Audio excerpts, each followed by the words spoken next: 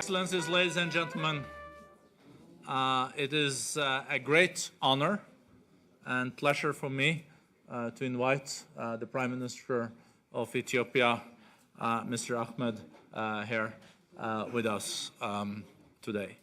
The Prime Minister is already a truly historical person in Ethiopia.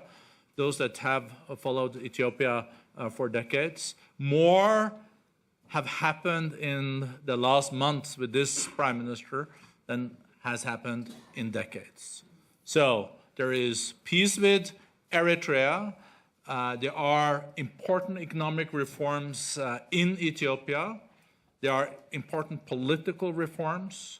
Following the Prime Minister's breakthrough with Asmara, there was also peace established between Somalia and Eritrea, Djibouti and Eritrea, and the Prime Minister called in the parties also in South Sudan, Riek Machar and Salva Kiir, and got them to talk together. A great achievement in itself, I have to say. There is so much hope now related to Eritrea. There are thousands of political prisoners freed. The diaspora is coming back, and there is so much support for you personally and for your government, Mr. Prime Minister. We're really looking forward to hear your message to the world community today. So welcome, my friend.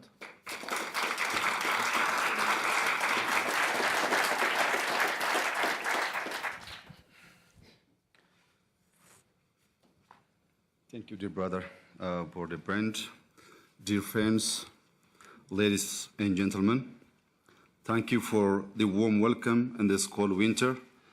I am honored to be with you for the first time in Davos, and I am most grateful for the opportunity to share with you Ethiopians' renewed vision and sustained commitment to positive reforms. Ethiopia is today among the fastest growing economies in the world, consistently averaging over 9% growth in the last decade. Ethiopia's GDP has multiplied tenfold in 25 years. Poverty has been halved, and educational enrollment has markedly increased. Significant investment in infrastructure has contributed to the growth and attracted foreign direct investment, making Ethiopia one of the leading foreign direct investment destinations in Africa.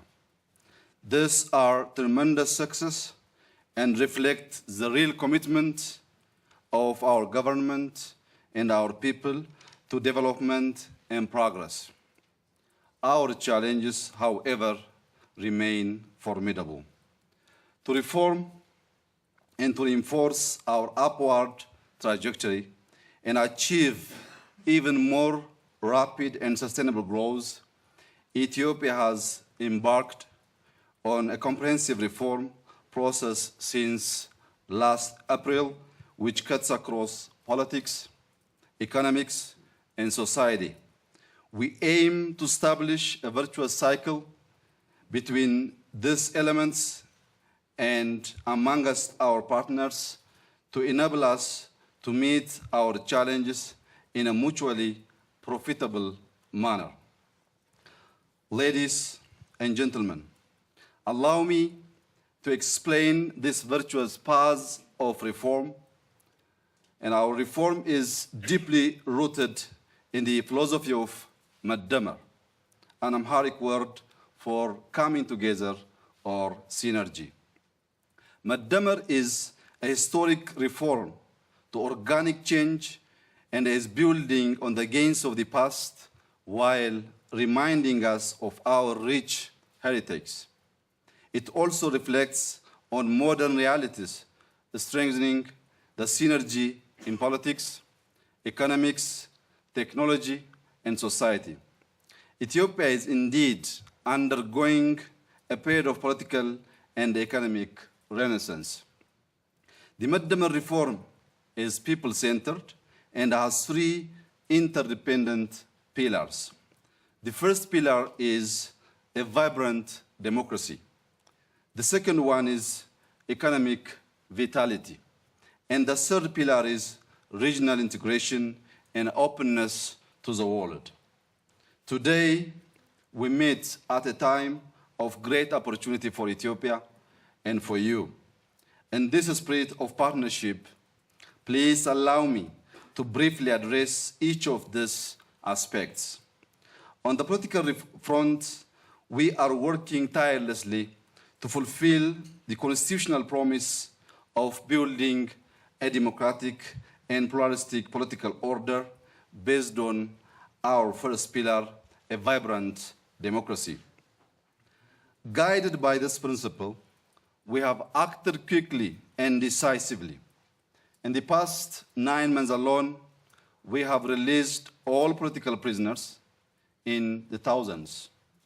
We have also invited individuals and groups based on abroad to return home and join us in a spirit of positive sum, not zero-sum politics. We have restored license to independent media, issued an amnesty law, and repealed restrictive laws of the past. We will also have a revised civil society law very soon.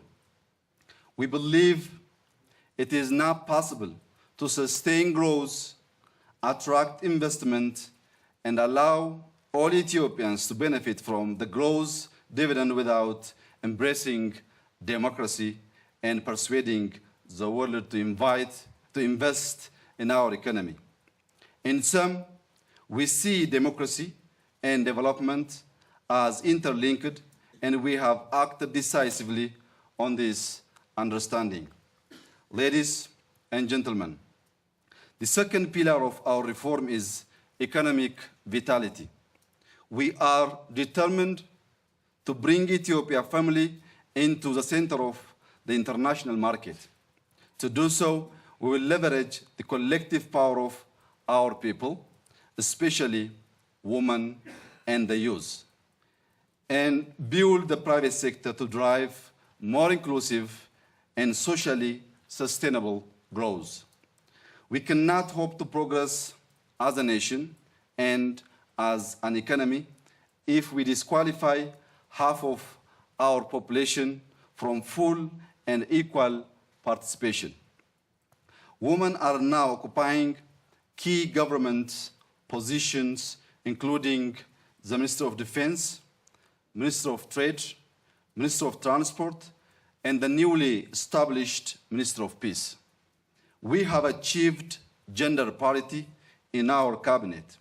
We now have the first woman as the President of the Federal Supreme Court, and recently our Parliament has elected the first woman head of state in modern Ethiopia.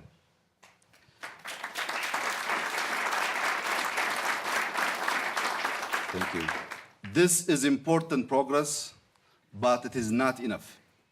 Ethiopia is a large market of over 100 million people, of which 60 million are under the age of 24. With 500,000 school leavers annually, our core objective is to sustain fast-paced economic growth and to create both more and better jobs. We must create the condition to enable a demographic dividend and to harness the potential of our young and energetic population. To do so, we have to invest in the aspirations of our youth by improving educational standards and create fresh opportunities through careful planning and strategic repositioning. This requires unleashing the potential of the private sector. Here are 4 steps that we are taking to make this not mere rhetoric but a firm reality.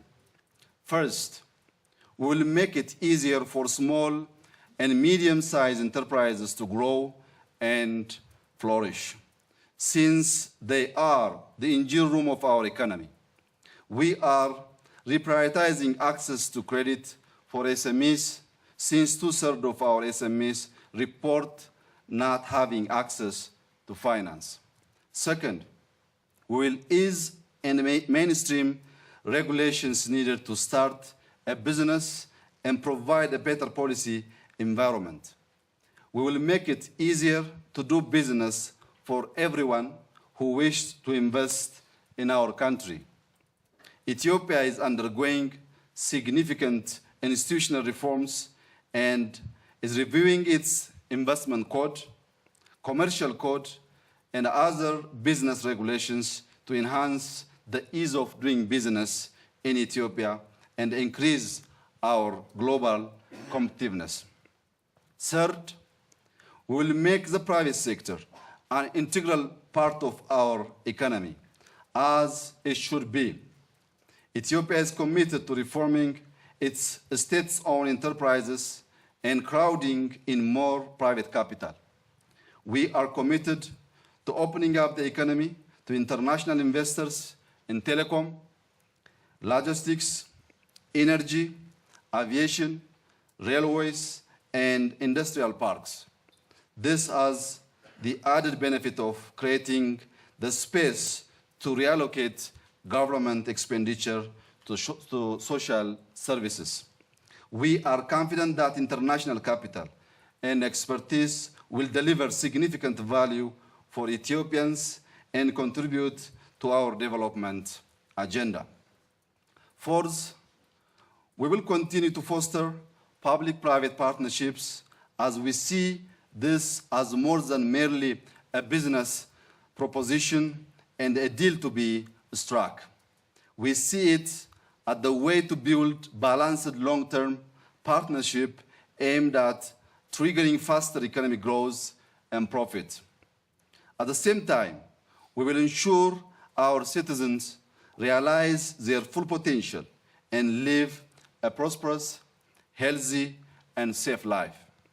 We therefore look to the next generation of public-private partnerships to be more balanced in delivering growth and yield and representing a fresh way to contemplate the relationship between business and government and offering a shared formula for social and economic growth and inclusiveness. Ladies and gentlemen, the third and the final pillar of our Renaissance is regional integration and openness to the world. Regional integration and trade will be crucial to the future of our continent, allowing us to grow beyond primary commodities and accelerate our development. Addis Ababa is a seat of the African Union and so must lead by example. Our determination explains our active engagement in discussions on the African Continental Free Trade Area and our sense of urgency to finalize Ethiopia's accession to the World Trade Organization. History has demonstrated time and again that neighbors with intimate, rule-based, and diverse trade and economic relations are unlikely to resort to conflict. That is why we believe integration must be viewed not just as an economic project, but also as crucial to securing peace and reconciliation in the Horn of Africa. The adage from our ancestor is, if you want to go fast, go alone.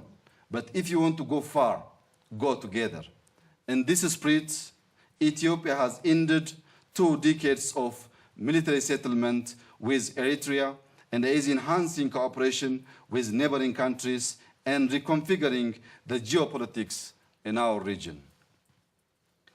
Ethiopia believes that an Africa at peace with itself can counteract the chaotic push of mass migration. As such, Ethiopia aims to increase the influx of smart capital into African continent. There is a strong case to be made for investing in our continent. Even the most conservative asset allocation of an investment portfolio should prudently consider this option. If just 2% of the 40 trillion USD in OECD pension assets were invested into Africa over the coming 5 years, it would exceed the total foreign direct investment that we have seen in the last 5 years by more than 3 times. For investors considering the record of return, this offers higher than average rewards and diversification of risk. For Ethiopia, it would catalyze transformation. To realize this great opportunity, we appreciate the fundamental need to de-risk our politics and economics, which would reduce the premium sought by prospective investors. Part of that process is to build trust and confidence and to lead by example. I believe that our record over the last year shows this to be so. Dear friends, let me conclude. Ethiopia has embraced a great vision and embarked on bold reforms. Improving the political environment and the business climate is our priority. Building an open society and a vibrant economy is our shared aspiration and our proposition to you, but we must all act fast. Our record over the last 9 months should illustrate our resolves. This is an agenda for action, a blueprint for a model of virtuous and sustainable growth. Looking at what we have accomplished in less than a year, I am optimistic and excited about the opportunities that are ahead. Ethiopians are born runners and we excel in marathons. Take it as a signal of our intention and level of commitment and stamina. Now is our time. Rating agencies forecast, and I quote, that growth will average 8% over 2018 to 2021, making Ethiopia the fastest growing of the sovereign we rate.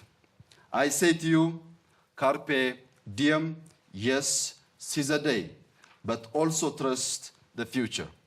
Come and see what we have to offer and invest in our potential. Whether you are an entrepreneur, a CEO, or an industrialist, or just a lover of nature, or history, or beauty, Ethiopia has something for you.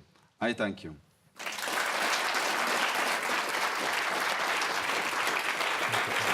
Great speech.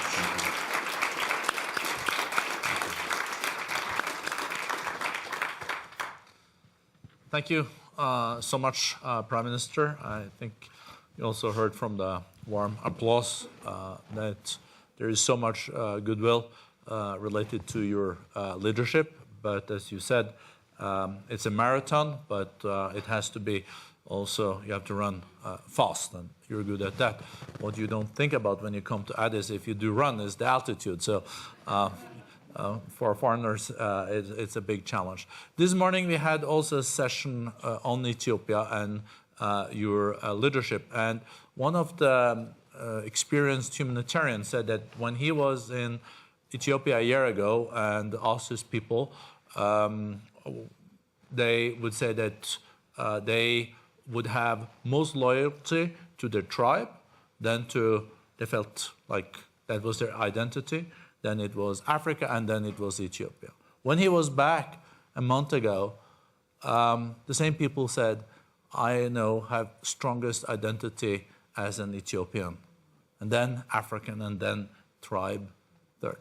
How have you managed to change this in 7 months? I think other leaders could learn. Maybe even in Europe, huh?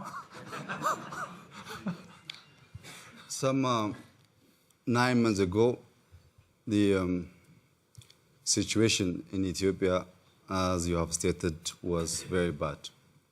The near possibility of state collapse, mainly due to the government respond to the public political and economic demand pushed the nation into dangerous course.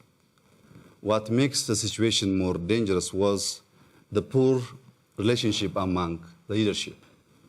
There was misunderstanding mistrust and mutual suspicion among the top leadership. Due to this problem, we collect data from different sources. We analyze using different techniques and mechanisms. And definitely, if you use different sources and different mechanisms to analyze the information, the output cannot be identical. So having or seeing the problem from different perspectives, we can't find a solution to solve the problem and to change the situation. To make long story short, when the situation gets worse, we sat for weeks to discuss and to evaluate as a party. Then we have achieved, finally we have achieved leadership change. Not only leadership change, but also peaceful power transfer, which is a very rare experience in Africa. Right after the change, the new leadership decided to listen from the public, the opinion, the grievances, so as to make a communal solution to resolve the current problem of that time.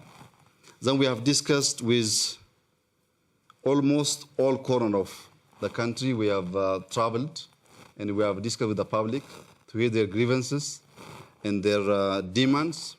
Mainly, their demands were they complained about the government, about our indecision, also the widespread injustice, both in politics and economics, as well human rights violation. What we did was we didn't undermine the public grievance. We just sat and evaluate all questions which came across the country.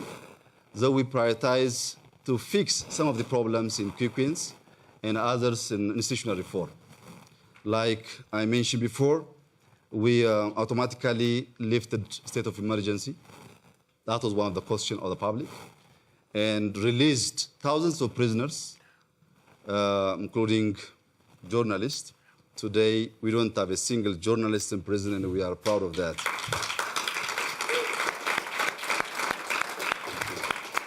That's also rare these days, huh? If you are open-minded and open-hearted, you can learn. It's not bad sometimes to learn from Africa as well. Anyways, not only this, we also invite all opposition parties. We're based abroad. Not only opposition party, but also waged armed struggle against the government. They all are back now. We don't have any opposition party abroad. We're discussing how to change the political landscape and how to make the upcoming election democratic, free, and a better one compared to the previous one. These kinds of action change the mind of many Ethiopians, that the hope is there, the possibility of change also there.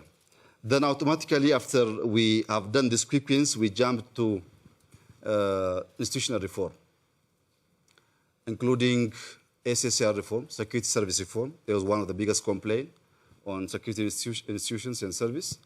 Also, we reduced cabinet from 28 to 20, and we realized gender parity in our cabinet. So by doing so, we could gather most of the extreme thoughts to the center. But still, we have to do more. We're not satisfying on our reform. We have to include all kinds of thoughts to change Ethiopia. Ethiopia is a very great country, and the government must play its great role so as to bring Ethiopia together and to be Ethiopian first. I think you... I'm just wondering, Prime Minister, we know that the war with Eritrea has been going on for a long time. And Ethiopia has no port. It's a huge country. It has 100 million people. But I'm just wondering, how did you dare just travel up to Asmara, meet with then Yesaya, and then declare peace between those two countries? Weren't you concerned with setbacks? The military would be upset. You know, there is probably a lot of people even inside your country, questioning this? Coming to Davos is more dangerous than going to Asmara for me. Because there's big difference, at least in terms of weather. The most important thing is this. I think you're cordially welcome, though, huh? The issue of conflict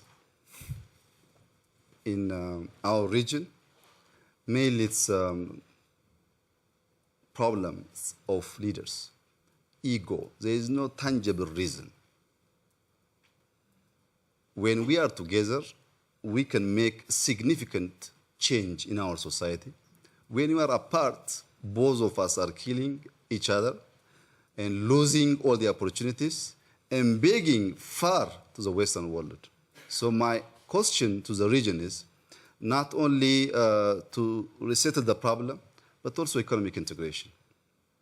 There is no need to have different army in Ethiopia, in Eritrea, in Djibouti. I don't believe in this. There is no need to have foreign embassy here in Switzerland for each of East African countries. We can share because we're poor. We have to allocate that resource to change the life of our society. That's why I go there and President Isaias and the people of Eritrea was welcoming. Things are resolved, as you said. And also IGAD as a single market, maybe? That's the vision. We are working toward this integrations of that region. And you're not, of course, hearing all the progress you have made and all the reforms, you're not afraid of any setbacks. You're introducing new reforms. Seems like you are on a track here. Are you never concerned that there will be forces that want setbacks? Who do you afraid? I'm engaging the public. As long as the public is behind me, I don't afraid and we'll make a change. I think that's a wonderful end to this conversation. I think we are very privileged to have you here in Davos, Prime Minister. I think also a lot of business CEOs I see here, and I know you met with them, are very interested in investing in your countries. And I think you're also undertaking a lot of economic reforms. Yeah, there are lots of reforms taking place in Ethiopia, especially opening up the economy. We are opening state-owned companies, which we have been considering as a commanding heights for years, including Ethio Telecom and Ethiopian Airlines. This opening up will bring lots of capital and expertise to Ethiopia, and it will boost the pace of our economic growth. And we are open for any investors. And we're also changing our ease of doing business. There is a strong team under my office which is changing lots of hindering factors for investors to come and invest in Ethiopia. I hope in the next 2-3 years we can see the biggest change in investment flow to Ethiopia. Thank you. And you can also count on the World Economic Forum to be a partner in that transformation. Thank you so much. Thank you very much. Thank you very much.